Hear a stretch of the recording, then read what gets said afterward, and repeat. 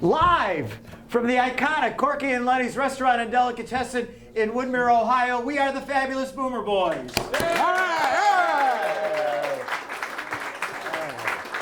I'm Bob Snyder. This is my friend from the 4th grade, Bruce Bogart.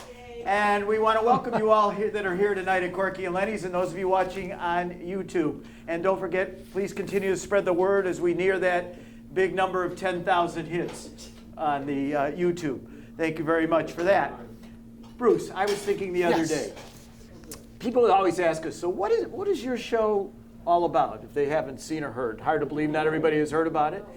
And I say, you know, we're aiming at baby boomers, but the thing that I've discovered, and actually I want to give some plaudits to Lee Fisher, who was our guest here one night, and brought up what he's doing, which is we're reinventing ourselves. And Lee Fisher, for example, was a politician, and now he's the dean of the law school at Cleveland State. Okay, and he's reinvented now what he does, and he's around our age. He's a little younger. You think we're going to have careers? Is that what you're saying? Well, this is kind of a second career for us. I mean, you're an attorney. I sell steel, and this is where we make our living and what we've done. But we have this passion for getting in front of a microphone, which you've done as a theater person. Okay, you know what? You're only telling half the story. This is not reinventing ourselves. This is more like a renaissance. Here's a little history lesson. Okay. Back 50 years ago, Bob wanted to go into radio, broadcasting. In fact, he did until his first wife told him he didn't want to do it anymore. And I wanted to go into business with my dad. And so I asked this woman to marry me, and I was told that I didn't want to do that either. So 50 years passed, and here we are, and I think it's a renaissance. We are Renaissance men. Oh my God! Hey! And our guest is also a Renaissance man. Yeah, we'll get to him in just a moment because we're very excited about that. But I want to remind and thank Kane Park, who was our people from Kane Park last week, our guests. And this is the hardest name in the world to say, but she's a lovely lady. And it was Ksenia Roshkankowski. 83 points in Scrabble. I did figure it out. But she was a great guest. Great guest. And we gave away tickets to Dionne Warwick, who, if you're watching this show, this Saturday night coming up, she's going to be out at Kane Park. I want to give a plug for that.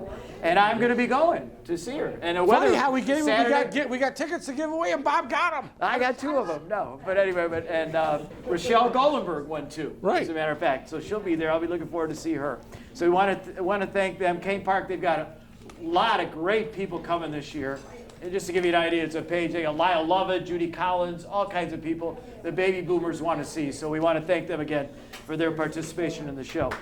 So anyway, one more thing before we get to our guest, and that is that next week we have a boomer friend of our own that's going to be here. Hall of Famer. And he's kind of another reinvention kind of guy, right? Because he's a doctor, a podiatrist. He's a Ohio Hall of Famer podiatry. He's in it. But they're doctors, podiatrists, aren't they? I watched Seinfeld. I'm not sure. Oh, okay.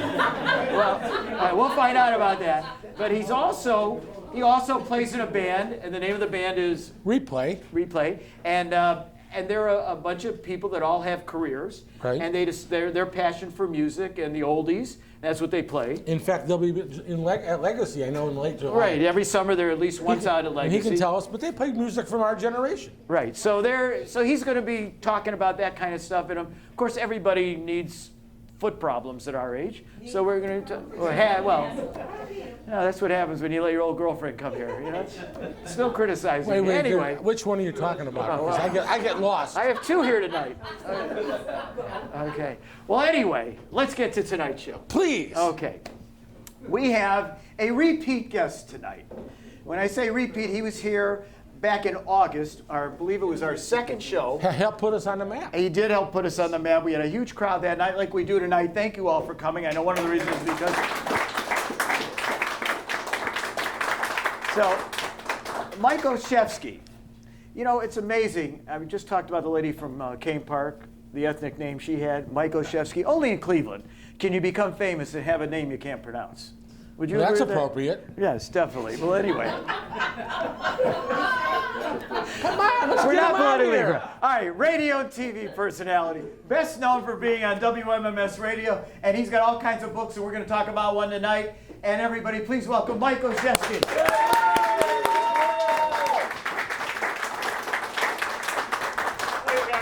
Welcome home. Welcome home. Watch Oh, man, ow.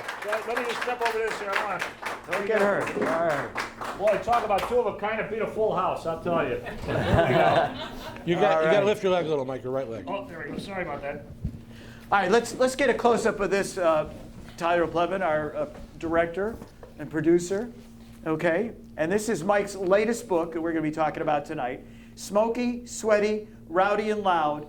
Tales of Cleveland's legendary rock and roll landmarks. That's not a description of the authors now. No. Speaking of authors. Yeah. Somebody's over there. Would you like to join us? You can sit on my lap if you want. What lap? No, do you have a role here tonight, or just what? Just to correct you. We're talking about correct. Janice. We're talking about the co-author. Janice Janice is Olszewski. here to correct us. She also read. All right. And we're glad she's here as well. There you go. Okay, I'm going to start by telling you this. If I went through this book, we could do a 3-hour show. So we can't do that. So we're going to just pluck things out. I'm going to say, tonight we are going to give away 2 of these books to 2 lucky people here tonight. Those of you that don't win the books, go out and get it. Great Publishing, we have Dick Gray here tonight. Dave Gray, excuse me.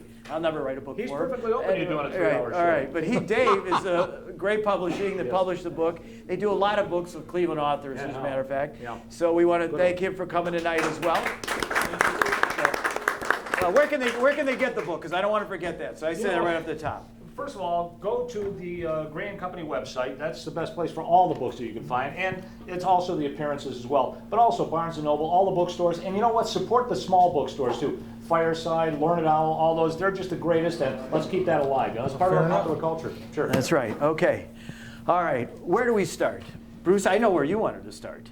Tell me, Bob. Okay. with the co-author. Oh, yeah. I got to ask you this question. Yeah. Listen, I adore my wife. Yeah.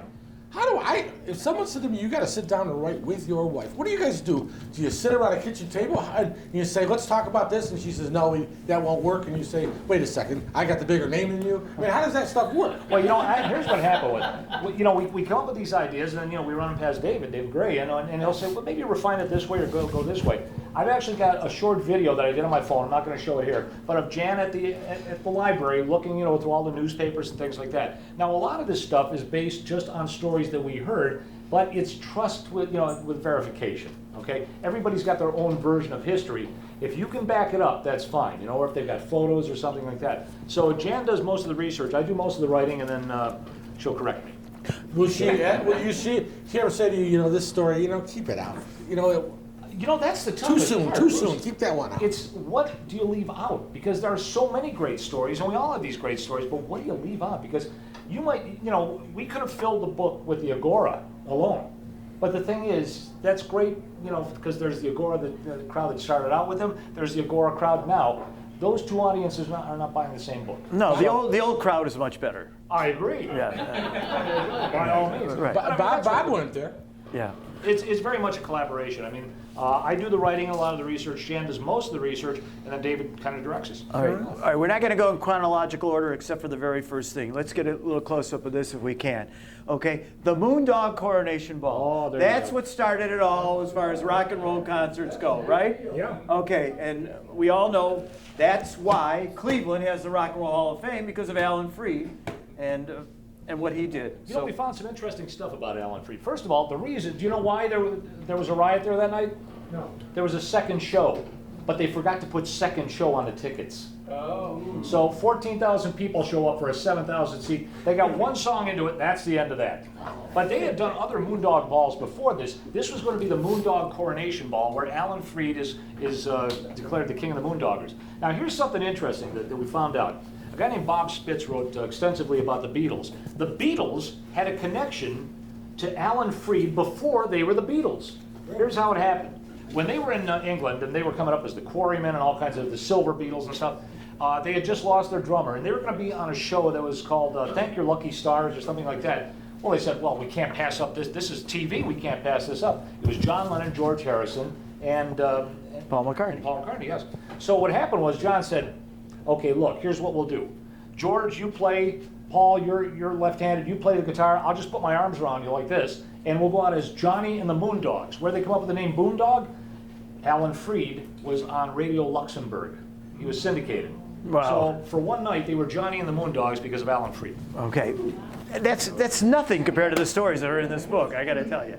Okay, so that was at the old arena, right? Yes. So you talk about, I mean, the fact that they had the riots, and here was the other thing that I found so different from today.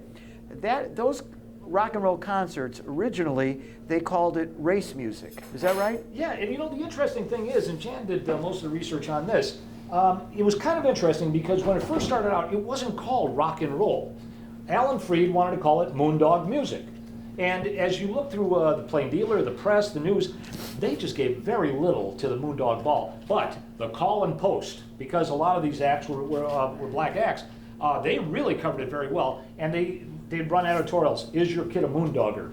Stuff like this. Right. But I mean, that was, basically, and that was the thing. It was the great Leo Mintz, I'll say this, who had a Record Rendezvous. He was the one that called up Alan Freed. Freed was doing nothing. He was down in Akron. And I mean, he was calling sports games. He had a classical show. At one point, he had his own broadcasting school, went out of business because nobody signed up.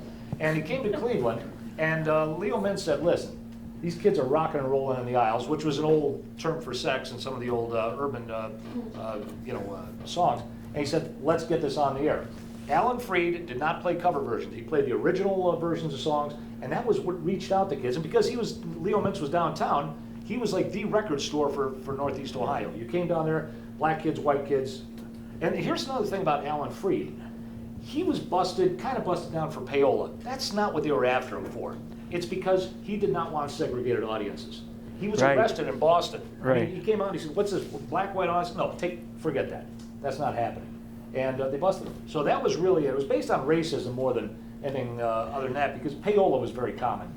Bruce's aunt was instrumental in a record store. What's that? It wasn't Record Rendezvous. Yes. I want to say that was downtown, and you could actually play you could go in and play records. Oh, yeah. Before you bought them. No, she was the manager of a place called Arthur Newman Records. It was at Cedar and Warrensville on the east side. Cedar Center, the Became old Record everybody Land. knows Cedar Center. And in the audience? and in high school I got a job working there, and my job was just to stand there and make sure the teenagers didn't steal the records. Yeah. Because that's what she was afraid of.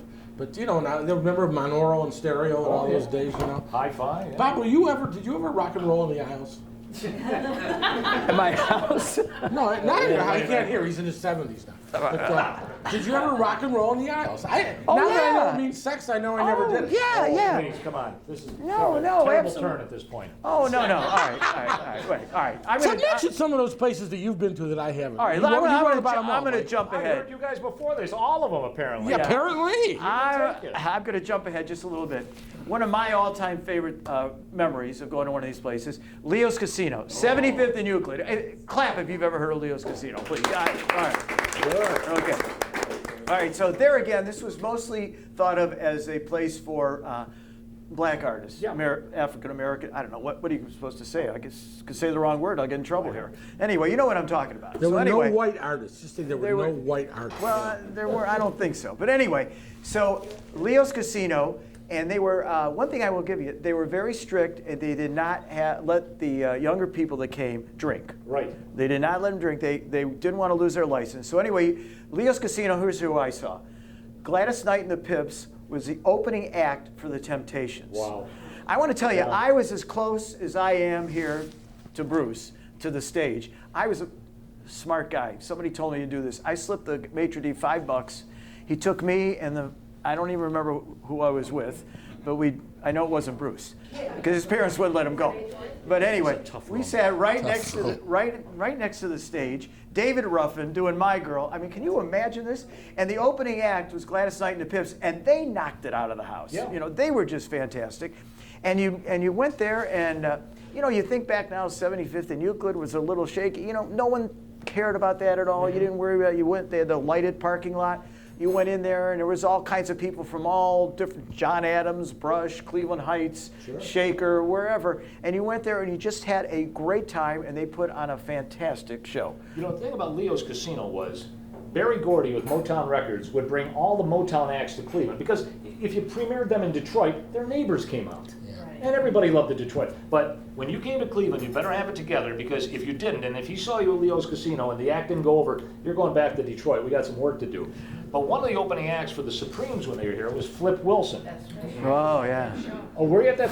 Well, Flip Wilson came up, one of the shows, had an off-color remark. Barry Gordy's about this tall. He took Flip Wilson backstage, threw him against the wall, and says, "You ever do that in front of my girls again?" He also talked about cowboys and colored people. Cowboys and colored, well, he could talk thing. about that, Right. sure. So. But I mean, that was the great thing about this, was that you had Leo's Casino, which was a club on 75th and Euclid, and during the Glenville riots, the Supremes came to town, and they stayed open. And you know what? They just said, you know, that it was a peaceful night. Years later, in 1995, Mary Wilson of the Supremes comes back, and I was working with her at the Rock and Roll Hall of Fame, and she said, "Take me to Leo's." I said, "It's an empty lot right now. There's an Aldi there now." Right. She said, "Take me there anyway." So we went there, and she got out, and she just looked at the lot. And you could tell that they had those kind of memories of Cleveland. And, okay, so that was Leo's Casino. Yeah. Where Right, else have okay. you been, Bob? Well, there was Without a... you? When he was watching it, when he was seeing the Temptations, I was watching Tommy James and the Shondells. You really? I saw them live with Keith. Oh, Keith? yeah. That's Okay, right. boom, boom, boom. Come on, everybody. Boom, boom, boom, boom. My Girl, no? I mean, who doesn't remember that song? Unbelievable. Okay, Not that way. so, right, yeah. Well, let's jump ahead a little, All right. okay? So, then comes the British invasion. Sure. All right, now we know that they started having some bigger concerts. Yeah. Because the Beatles, I mean, you know, you had to have a bigger hall, right, to go see them. Sure. So let's... Well, let's go to 1964. And a guy named Norman Wayne, who's still with us, was with WHK. And he and Bob Wyson and Joe Zingali were super salesmen at WHK. They had their own royalty rate. That's how good they were. Right. They said, "We got to bring these Beatles here to town." So through some finagling and maybe a little bit of blarney, they said, "Hey, we've got public calls, so we're going to bring the Beatles in." Well, they brought them in. The Cleveland police had no idea how to handle the Beatles. And stuff was being thrown and everything else. So, and we've got pictures in the book which are amazing of all you know, a wall of police holding back people and a bunch of police in front of the stage. Now, what's kind of interesting about this is that at one point the police said, "That's it, we've got to stop this show. There's a riot going on," which is nothing compared to what you see at the shows now.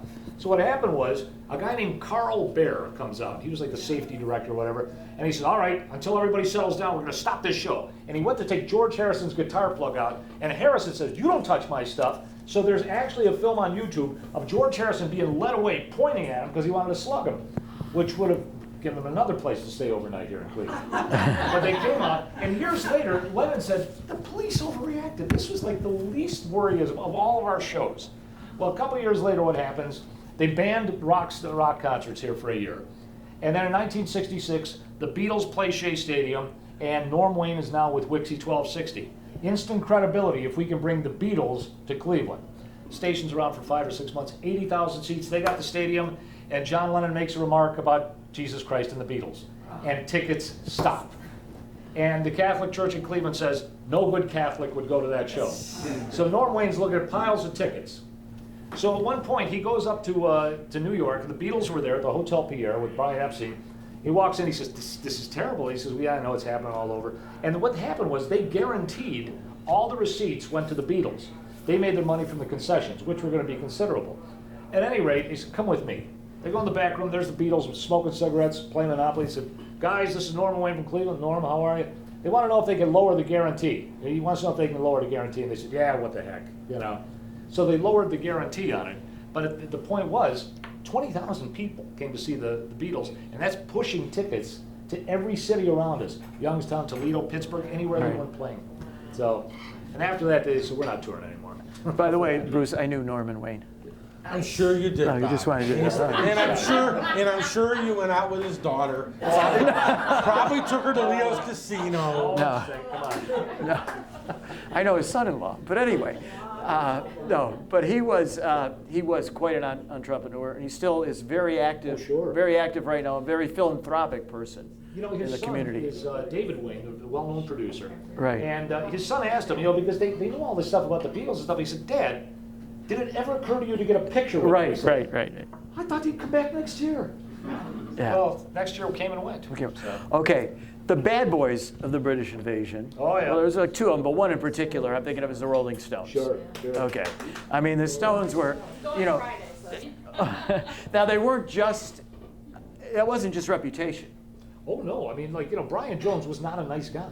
I mean, Brian Jones was a brilliant guy, but I mean, even the other Stones said, this guy's got issues. At one point, the roadies took him, because he was just so abusive to people, the roadies for the band took him past Jagger and Richards, took him out in the back in an alley and beat him up, knowing that Jagger and Richards weren't going to fire him. And Jagger and Richards just stood there and said, see you, Brian, you know, have a great time. But he was just not a nice guy. They came to Cleveland, and it was election night. There's a blizzard going on, and it was the night where Johnson's going up against Goldwater. So where are you? You're going to be at a concert or watching TV? Nobody came out to the show. It was a disaster. And in fact, Jane Scott went up there to interview him. They just slammed the door in her face.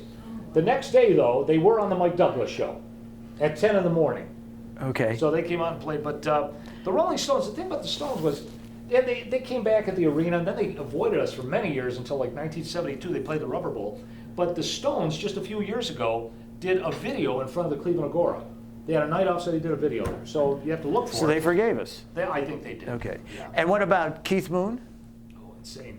Keith Moon was the drummer for The Who, one of the all-time great drummers for The Who, but crazy as a loon. They used to call him Moon the Loon. And here's two examples of Keith Moon.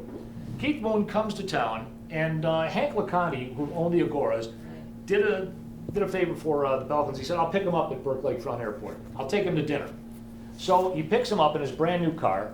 They go to Captain Frank's down the street. Captain Frank's is closed. All of a sudden they hear splash. It's Moon. He jumped into the lake. Now this is the heavily polluted No, come lake on, there. really? They fish him out. He stinks like a bag of clams. They gets into Hank LeConte's new car. The smell never left. Like Seinfeld, right? It's like So they took Seinfeld. him to Stouffer's over on Shaker Square. They said, beat it. No shoes, no service, get out of here. So they took him to the Agora, made some hamburgers. In 1971, they come to town. They're at Public Hall. And Keith Moon comes out, and he's got a small trash basket full of drumsticks. Now, Oh, this right. guy, for a time, was the fastest drummer in the world. And he comes out in his underwear, by the way. So he comes out, he starts playing, and they had these martial arts experts there to keep the people away from the band. So if he saw a policeman out there giving a kid a hard time, he'd do like this, throw a stick, pick another one, and the guy would look and he'd throw two sticks. You know, I don't know where that came from. And the police had no idea. It was, They had no they idea. thought it These come from the sticks are crowd. flying all Yeah, over. right. And every time somebody got hit, there was big, huge, huge applause from the crowd. Yeah. I mean, rock and roll was fun. You know, the thing is, too, that same weekend in 1971, August 12th, 1971, Jan knows the story, second row Who concert blew out my hearing. I'm wearing these because of that. Really? Yeah, kept me out of Vietnam. But at any rate, what happened was they were so taken with the audience and just, you know, the kind of response they got that the Belkin, Mike and Jules Belkin Productions, had a cookout for them. And Pete wrote a song called Sheraton Gibson. And in this song, it's the only song he ever wrote about a city, but in this song he sings, Cleveland, you blow my mind, I wish you were home this time. And it's on his solo album. The Who actually did a version of it as well. But they love it, yeah.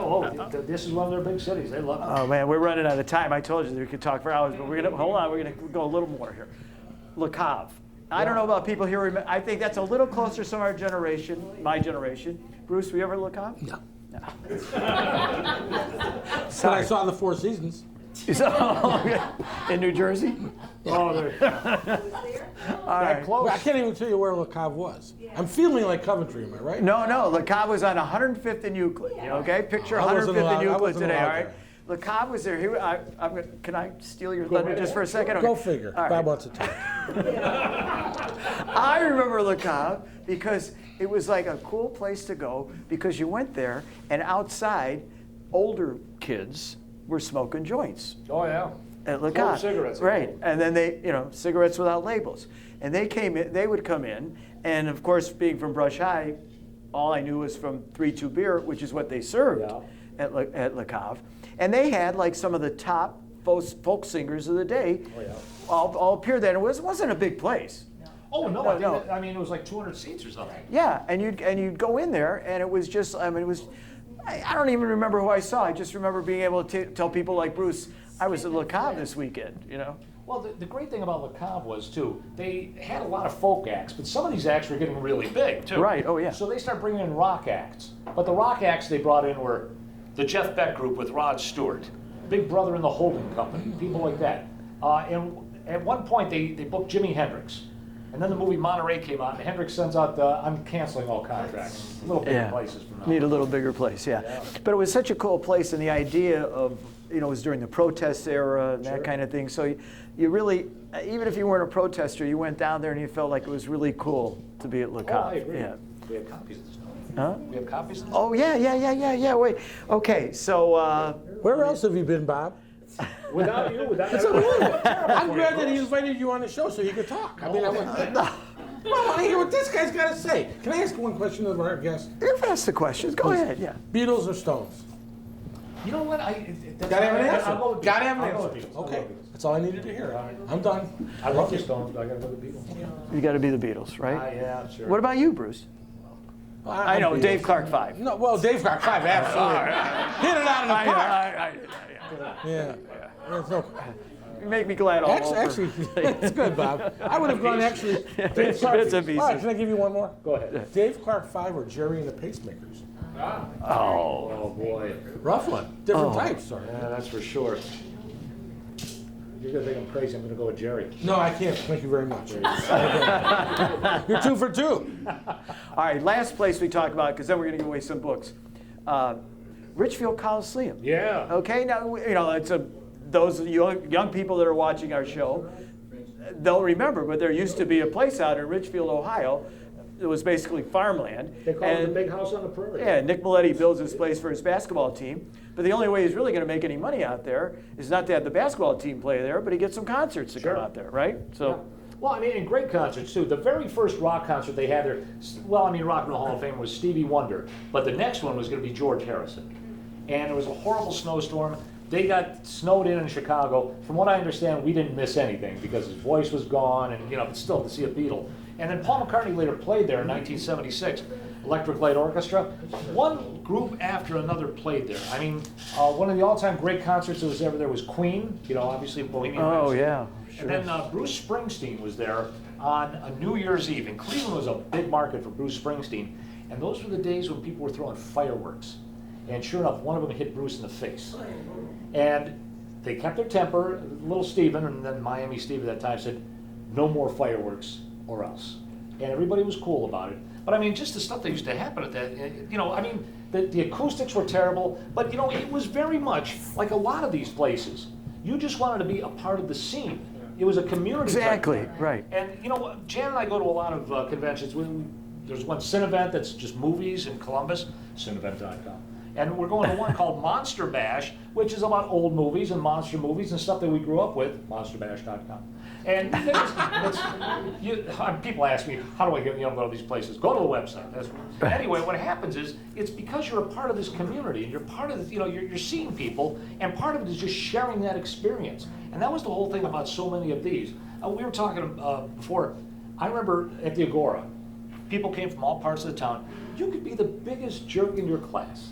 And you could be the greatest guy there, but the thing was, you knew each other from that. You saw each other week after week from the shows, and you were part of that community. There's the famous story. There's this one guy that used to repeat everything. And he'd say, hey, it's a really nice day. That's a real nice day. Nice day. Boy, is it nice day. Gee, it's a nice day. It was kind of a joke among the people over there. Some guys come in, some guys come in, Rain Man, they're giving him a hard time. These athletes come up that are part of that community and say, why don't you leave the guy alone? Why don't you leave it? What are you bugging him for? Then of course the guy said, "What are you bugging me for? What are you bugging me for?" But I mean, that was it. You were part of the community. I think that guy went to Brush. That could have been. But you were part of that scene, and you found something to belong to at that point. So that was the great thing about all these places here. Okay. Especially the clubs. Mike, the third of our original Boomer Boys is in the audience. Oh, is that? Who's Stuart, that? raise your hand, Stuart. He's the normal one. Oh, he's the normal. Stuart, I gotta know, when Bob was at La Cave in the Agora, and I was home doing my homework, were you with him, or what were you doing? with them at the Temptations in Gladys. Oh my God. There you go. Thank you. I'm the product of a broken home. I guess. We'll talk afterwards. I had thought of one other place that I want to mention just real quickly because you brought up Bruce Springsteen. I was at the Cleveland Municipal Stadium, where, of course, when you were with WMMS, they had the big World Series of Rock. Oh, I don't want right. to remind people of that, right? Yeah. And Bruce Springsteen, I did see him there too, Bruce. And that one you could have gone to. But anyway, And that was a great show. Again, the acoustics were horrible, but it didn't matter because everybody was singing along. Just part of the scene, yeah. Just being part of the scene. Okay, so here's what we're going to do. I'm not in it. By the way, no, don't pull that one again on us. That was your show. All right, let's get it. We have one person there that got here late and wants to get in on the drawing. Please. Okay, and while we're doing that, Bruce, why don't you remind everybody who's going to be on the show next week? Next week, okay, little timpani. Tyler, put a timpani in when we film this thing. Okay. We've got Dr. Jeff Robbins. Jeff is a Brush High grad. He is talking about a Renaissance man, about doing something after you've done doing what you're doing. He is in the Ohio Podiatry Hall of Fame. Who knew they had such a thing? And I didn't know. I didn't take better care of my toes, I think. But anyway, he's also the lead singer of a co-lead singer of a band called Replay. They do 60s music. Oh, right. He'll be here live and in person. And if you're around, please come out because he'll sign autographs too. He's a good man. All right. We're going to open this up because they're all open. I want to make this fair. Shuffle them up. And we're going to shuffle them up, and then someone should cut the deck. you're gonna pick out the winner, Mike. So I will. Well, before he does that, I should cut the deck. All right. And we're going to canners here. And actually, I'll tell you what. Since you've waited this long, we are going to give away 2 books tonight. All right. How's that? All right. 2 books. All right. All right. Throw them in there. Mike. All right. Pull whatever. Don't you want. look. Pull one out. Let's start with one. And you have to come up here and get the book because we want you on YouTube. Okay. All right. There you go. What's Well, the you name? read it. It's Lester. Right here. Go ahead. Come on up. Come on up. All right. Look at the camera, Lester. There you go. Right there. I'm honored. And Lester is Thank you originally very from much. the Bronx, New York. So there you go. All right. Yeah, very good, Lester. Okay. All right. All right. One more. I can't wait to read it. Okay. You're going to love it. All right, here we go. It's Peggy Silver. Peggy Silver. Peggy, Peggy Silver. Come on up, Peggy. All right. Okay. We have a Wonderful. 1040 for you both to sign. Yeah, don't forget. Here you go, Peggy. Congratulations. Thank you. That was All right. great. Hey, were we kidding or not? Is this guy a great guest or what? Come on. All right. All right, listen. You can read him in the Northeast Ohio Boomer and Beyond. Okay, he writes an article on that every month. Is it every 2 weeks? I forgot what it is. Every 2 months. 2 months. Every 2 months. Okay, he's in that. And Support that magazine. That's a great magazine. yeah, it's free. You can get it at Giant Eagle and I think drug. Oh, Heinen's, you name it. It's all Yeah, over the place. and so it's great. And here's the other thing I'm gonna let you talk about. Siegel and That. Schuster Society, guys. Jerry Siegel and Joe Schuster are from Cleveland, from Glenville High, and most of the people that the early issues of Superman, in fact, the first 10 issues took place in Cleveland, based on people they knew. And there's a rumor that even Joanne Siegel, or I'm sorry, Laura Siegel, Jerry's daughter, in this very room, we asked her. They said, "Is it true that they came up with the name Daily Planet by rearranging the name Plain Dealer and adding a Y?" And she said she'd heard that, and she said, "That's fine with her."